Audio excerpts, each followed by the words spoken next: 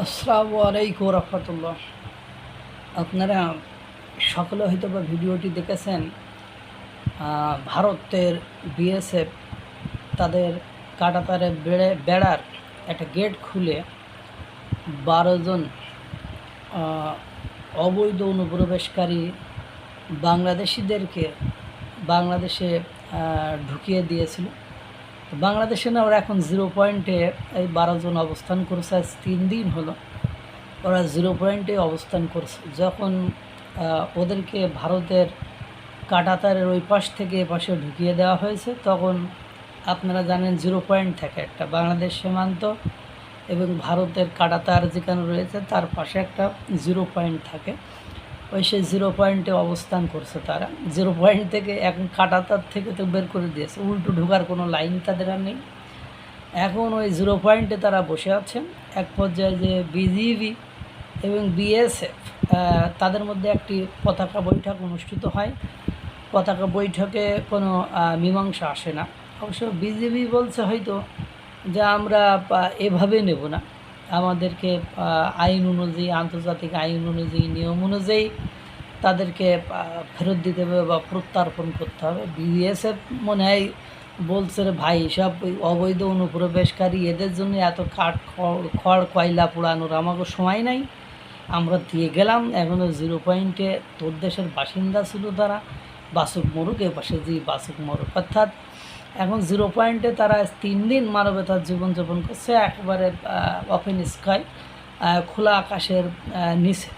এখন ও দেখা যায় এরকম হবে আর একদিন পরে, যেহেতু আমাদের অঞ্চলটা অফেন অর্থাৎ খোলা, এখানে বেড়াবুড়ো কিছু নেই, এখানে কাঁটাতার বলে কিছু নেই, এখানে বিজেপি যা ওই বন্দুক তাক করে বসে আছে ওটাই, তাছাড়া আর কিছুই নয়। এখন বিএসএফ যে কাজ করার সেটা তো করে দিয়েছে, তাদের কাঁটাতার পার করে ভেতরে ঢুকিয়ে দিয়েছে। এবং আর এই অবৈধ বাংলাদেশি যারা ওই দেশে ছিল, এরা সাহস করে ওই পাশে ঢুকবে বলে মনে হয় না, কারণ ও পাশের পরিবেশ পরিস্থিতি তাদের জন্য খুব অকল্যাণকর। এবং একবার যেহেতু এ পাশে ঢুকিয়ে দিয়েছে, আবার ওই পাশে ঢোকার মানে সৎ সাহস তারা আর দেখাবে না, কারণ তারা আর রাখবে না, যেহেতু তাদেরকে বের করে দিয়েছেন। এখন বিজিবিও তাদের অ্যাকসেপ্ট করছে না। তারা খোলা আকাশের নিচে মানবতার জীবনযাপন করেছে, খাওয়া দাওয়া কী করেছে আল্লাহই ভালো জানে। এখন এই মুহূর্তে কিছু জানা যাচ্ছে না। অত্র অঞ্চলে সাংবাদিক ছাড়া অন্য কাউকে হয়তো বা যেতেও দিচ্ছে না। বিজিবি বিএসএফের পতাকা বৈঠকেও কোনো সুরাহা বা সমাধান হয়নি।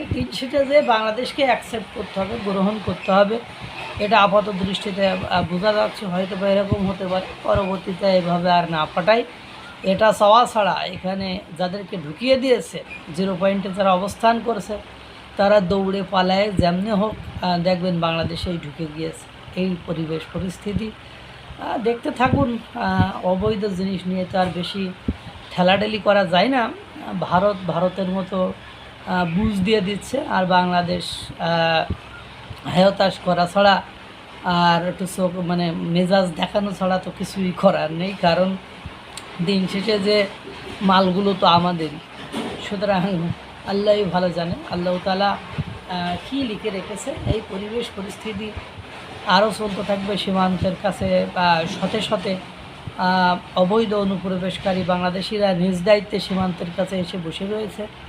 যে হাকিমপুর, 24 পরগনা, টানা এইসব অঞ্চলে যে সুযোগ পাইলে বেনাপোল সুযোগ পাইলেই তারা বাংলাদেশে প্রবেশ করবে, কারণ তাদের লিগ্যাল কোনো কাগজপত্র নেই। আর ভারত সরকার চাচ্ছে না লিগ্যাল প্রসিজার মেইনটেইন করে দীর্ঘদিন তাদেরকে বসায় বসায় খাওয়াবে। সুতরাং পরিবেশ পরিস্থিতি আরও দিনকে দিন ঘোলাটের দিকেই যাবে বলে আমার মনে হয়।